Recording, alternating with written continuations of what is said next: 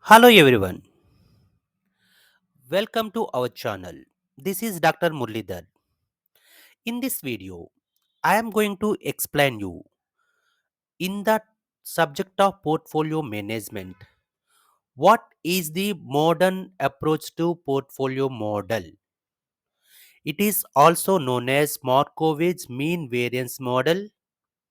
The other name of the Markowitz mean variance model is Markowitz modern portfolio theory or Markowitz covariance model. Basically, most of the people are confusing about this model. What exactly the modern approach to selecting the portfolio? So, I am going to give you clear understanding about this portfolio model. This is the best way to understand the concept and different parameters or selecting for the portfolio. First and foremost, what exactly this portfolio theory refers? The traditional approach is totally concentrating the financial plan for the individual where to invest, how to invest. But whereas Markowitz gives more attention to the process of selecting portfolio, they never concentrating the need and capital appreciation. Rather, he is totally concerning with risk and return trade off. His planning can be applied more in selection of common stocks portfolio rather than the bond portfolio. There are different types of investment avenues, stocks and bonds, but he is going to consider the common stock portfolio rather than the bond portfolio. Yes, the other thing is taking into the consideration risk and return analysis rather than the need of the objective need and objectives of the investment or capital appreciation of the investment. Right. The investor is assumed to have the objective of maximizing the expected return and minimizing the risk. This is the basic fundamental element of modern portfolio theory is maximizing the expected return and minimizing the risk level. R- Basically, investor is a rational one. He doesn't want to take more risk, but he always wants more return. In this context, in 1952, Markowitz is the father of modern portfolio theory, developed basic principle of portfolio diversification. What do you mean by diversification and what do you mean by portfolio? Portfolio means grouping of assets, set of assets. Diversification, don't keep all eggs in one basket. So keep eggs in different baskets so that you will get more return. Means whether you are allocating funds, you have to allocate funds in different industries so that the return is going to be maximized. Right. That shows why and how portfolio diversification works to reduce the risk of portfolio to an investor. So, this theory hypothesizes how a investor should behave. The investor should behave rationally. The portfolio is not simply weighted average of the risk brought by individual securities in portfolio, but includes that occurs due to correlations among the securities in the portfolio. The correlation is nothing but the relation between one security to the another security while selecting the portfolio. Yes, the number of securities in the portfolio increases, contribution of individual security risk decreases. This is the funda of another thing in the modern portfolio theory. If you adding more securities to your portfolio, the decreasing risk in your portfolio. So this is the other thing. Having said that, let me also going to tell you that the what is the importance of correlation. The knowledge of the correlation coefficient between all possible securities combination is required. Then only we can select the portfolio. Different stocks and returns in the construction of stock portfolio is the correlation is the most important component. Portfolio risk can be reduced by the simplest kind of diversification. Diversification is also can't reduce systematic or undiversifiable risk. unsystematic can be reduced to zero. What is systematic risk? Interest rate risk, inflation risk, and market risk we can't reduce at any cost. It is applicable to the all industries in toto. But unsystematic risk, the specific to the particular industry, particular company, can be reduced to the zero if you go for the diversification. Then what are the main assumptions? Investor should rational all the facts. He knows, he is knowledgeable about the stocks market. He's a risk averse. He doesn't want to take risk, more risk. The investor can reduce his risk if he has investment in the portfolio. And the by determining the efficient set of securities, he's going to take higher return in that. And by combining the assets in such a way that they give the lower risk maximum, lower risk and maximum returns could be bought by the investor. These are the different and important assumptions of Markowitz model. Then the main thing, the what is the concept? He has taken, as I mentioned, that coefficient of correlation, along with that return and standard deviation, means risk. These three things have been considered. So that is why this is called a full covariance model. Right. What do you mean by expected return? Means what is the anticipation of the investor from his investment? That return is known as expected return. It is calculated by average possible returns weighted by their probabilities. So the returns into the probability, you are going to get the expected return. Then variance and standard deviation.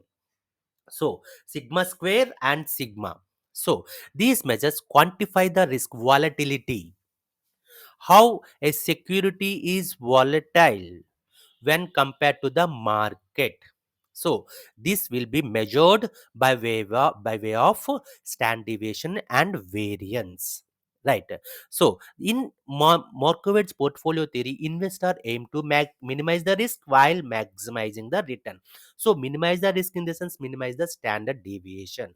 Why it is called as standard deviation? How it is deviated from the actual. It could be positive or it could be negative. If I'm expecting 8% return, I got 6% return, means there is a deviation of 2%. That is called standard deviation. That should be minimized and maximizing the return. Right. What is the covariance and correlation? These are also different metrics to identify for Markowitz mean variance model. So which is crucial for the portfolio diversification. Again, I'm going to tell you about the covariance measures the direction of relationship between two securities returns, whereas correlation, which is an important factor in this Markowitz model, portfolio model. If P, the correlation plus 1, perfect positive correlation, bad for diversification. If the correlation is 1, means normally correlation between -1 to 1, correlation should always be the less, then only it is ideal for risk reduction, good for the diversification. If p is equal to 0, no correlation, neutral effect. So if it is a correlation is -1, perfect negative correlation, means it is ideal for risk reduction. What is the main thing behind this is, if it is relating to the one security to another security, if it is a positive correlation, basically there is no good, not good for the diversification. Even if you invest in this and that, you won't get any diversification benefits out of that. Whereas in MPT, low or negative correlation between assets is desirable because it reduces the overall portfolio risk through diversification. This is the thing. Then coming to the concept. See, in nutshell, expected return always helps investor to aim for better returns. Variance and standard deviation quantify the risk. Covariation, you can get the diversification benefits. Then how to calculate? I am giving you simple illustration in this. See, here the probability is 1 by 3. Here stock fund, I have taken bond funds also. See, then if you go for the expected return, so the probability and -7% return probability into securities return 1 by 3, then obviously the total expected return is 11%. In case of stock funds and case of bond funds, 7%. If it is a 3.2% is a squared deviation, so here 0.01 we are deducting from the mean. So then 28 11 minus 28, you're going to get 2.89%. The total is 0.0205, means 2.05%. That is variance. Stand deviation, the root of variance is called stand deviation. You are going to get the 14.3%. That is at risk. Now, note that the stocks have higher expected return than the bonds and higher risk. So basically, so let us understand the risk return trade off. Means we are taking 50% invested in bonds and 50% invested in stock. Then we will come to know how is it could be portfolio. The 50%, the portfolio is recession is in, I'm investing in the 5%. The ratio of return on the portfolio, weighted average of return in the stock portfolio is 50% in the stocks and 50% in the bonds. So 50%, the stock return is minus 7% and 17% rate of return here. See, I am getting that the total portfolio is 5%, then 9.5%, then 12.5%. So expected return is 9%. Variance is this. Stand deviation, root of variance is 3.08%. Right. So, what we need to do? We need to calculate the rate of return and standard deviation for all these stocks.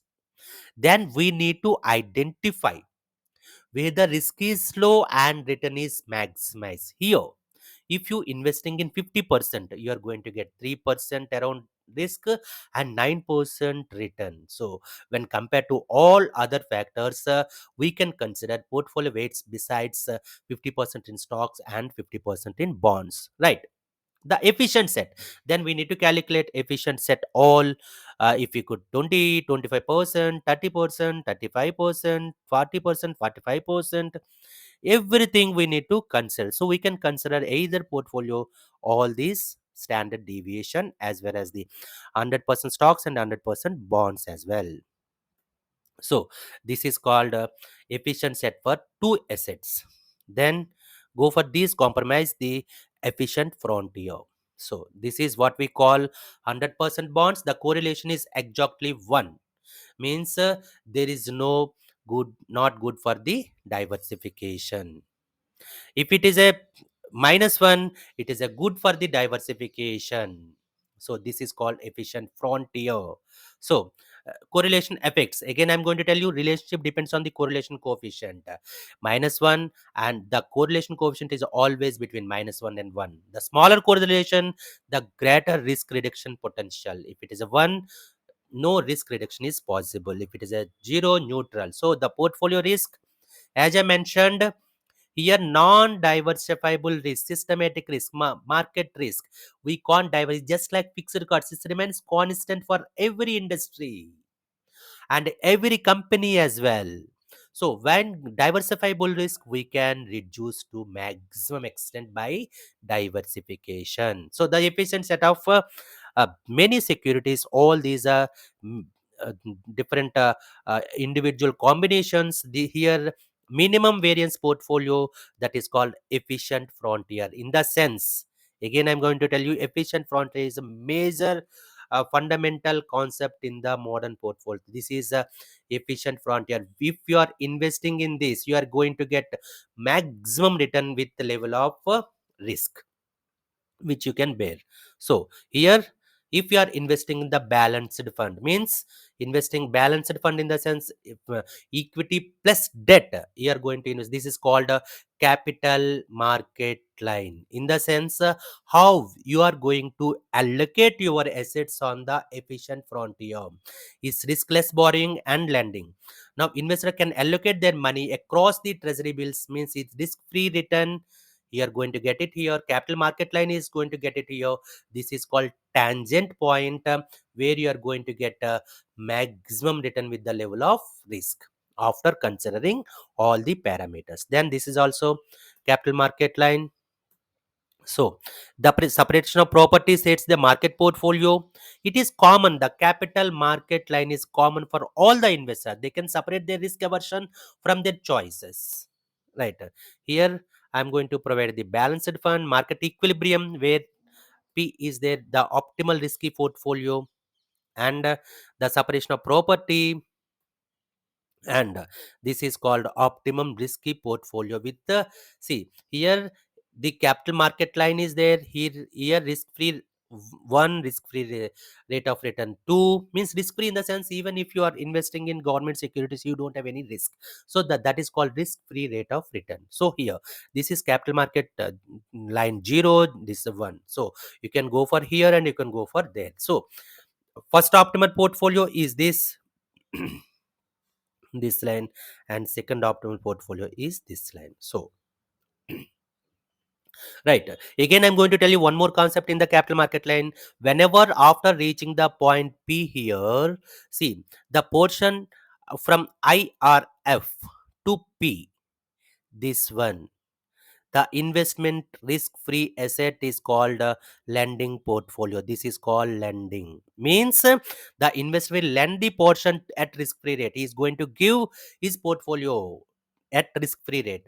Here he is going to borrowing funds for getting additional purchases from the market. This is borrowing. He is going to borrow the portion beyond P is called borrowing portfolio, where the investor borrows some funds at risk-free rate to buy more portfolio, more assets. This is called capital market line, risk-free lending and borrowing.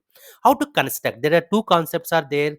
Determine a set of efficient portfolios. Now, selection of the best portfolio. See here, efficient frontier. Again, I'm going to tell you about the market, capital market line. Markowitz showed how to find the frontier of risk and returns of this. Only portfolios on the frontier are efficient. Why is it is called so? That is why it is called efficient frontier. The introduction of risk-free asset in the portfolio changes Markowitz efficient portfolio into straight line. So that is called capital market line. Here the indifference curves also affected. Means the same satisfaction for all the indifference curves which are affected in the efficient frontier. And the capital market line. Capital market line, again I'm going to tell you how you are allocating your assets on different portfolio securities there. This is determining. This is called efficient portfolio. From the portfolio that have same item, investor with the portfolio with lower risk. From the portfolio that have the same risk level, the investor will prefer portfolio with higher rate of return. Most important thing here. Then go for another. See, all investor rational, they always wanted to get higher return but risk averse. They're not going to take any risk at all. In the shaded area, P, V, W, in this. This is called securities in investor can invest in these line only. This is called efficient frontier area. The shaded one. What are the securities are existed in this level? They are going to get more return with less risk. Right. Then PQW called efficient frontier. All portfolios lie below the efficient frontier, not good, because the return would be lower for the given risk. Those which are following in this line, this is a frontier. So the people are going to invest, the investors are going to invest in this line only. PQSVW, this is a efficient frontier. Right.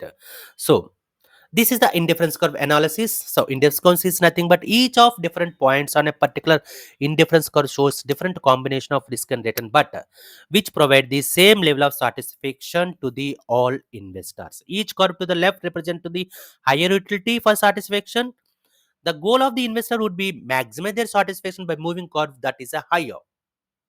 So E is going to satisfy represented by the C2, then go for the C3 in the while going for the higher utility or higher satisfaction level. So again, this zone, the point where the efficient frontier is tangent to the indifference curve. C3, it is also efficient portfolio. With this portfolio, again I'm going to tell you, investor will get higher satisfaction with best possible risk level. Right, this is risk free rate of return, low risk, medium. This is the efficient frontier as I mentioned. This is an optimal portfolio light on the curve, that is an efficient frontier. This is a higher risk.